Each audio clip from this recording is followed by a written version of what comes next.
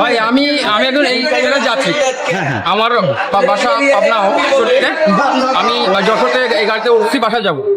এখানে 40 মিনিট ধরে এই গাড়িটা দাঁড়ানো আছে। কেন দাঁড়ানো আছে আমরা প্রথমে মনে করছিলাম যে কষি হবে এই কারণে, কিন্তু পরবর্তী একটু চা খাইতে নেমে এখন সবাই অনেক কিছু শুনতে পাচ্ছি যে ড্রাইভাররা স্টক করছে, আন্দোলন করতেছে। কোথায় আন্দোলন হচ্ছে? এখানে স্টেশন মাস্টারের কাছে আসলাম, খবর নিতে কেউ নেই। আসলে এই যে আমরা যে যাচ্ছি, যে এই যে ভোগান্তি পোহাচ্ছি, শুধু আমি না, দেখেন আপনি এখানে হাজার হাজার যাত্রী আছে, কিন্তু এই যাত্রীগুলোর এই যে হয়রানি হচ্ছে, এই জব যে জিনিসটা কে দেবে আমাদের?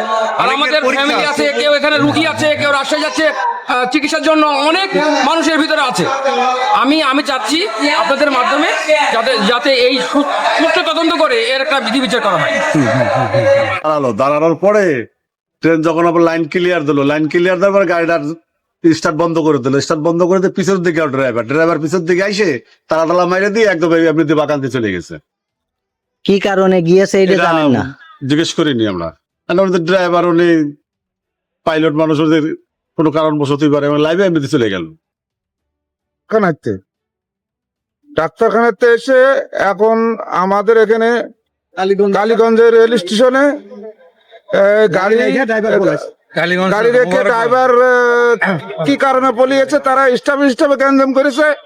এত যত অসহ্য জ্বালাতন ভোগ করতেছে আমাদের সাধারণ পাবলিকের। তো আমরা এখন কি করতে পারি? সবাই তো যাত্রীরা বিরাম বলে না, আপনাদেরকে কেউ মেসেজ দিচ্ছে না, কোনো তথ্য কেউই জানে না। আসলে কি সমস্যা এটাও কেউ জানে না, কি হয়েছে কেউই জানে না। সবাই এইভাবে ঘুরে ঘুরে বেড়ায়। কত মিনিট আছেন এখানে? প্রায় 40 মিনিট, 40-এর বেশি হবে। কেউ কিছুই জানে না, এতগুলো যাত্রী এভাবে সমস্যার ভিতরে হঠাৎ কি হয়েছে কেউই কিছুই জানে না। কি আন্দোলন একটু বলেন না ভাই, কি আন্দোলন ভাই? ছেড়ে আসা খুলনা টু রাজশাহীগামী সাগরদাড়ি এক্সপ্রেস আমার স্টেশনে 18টা 7 ঘটিকার সময় প্রবেশ করার পর যখন আমি ট্রেনটি সামনে অগ্রসর হওয়ার অনুমতি পত্র দিতে যাই, তখন দেখি যে এলএম রুমে তালা মারা, এলএম চলে যাচ্ছে।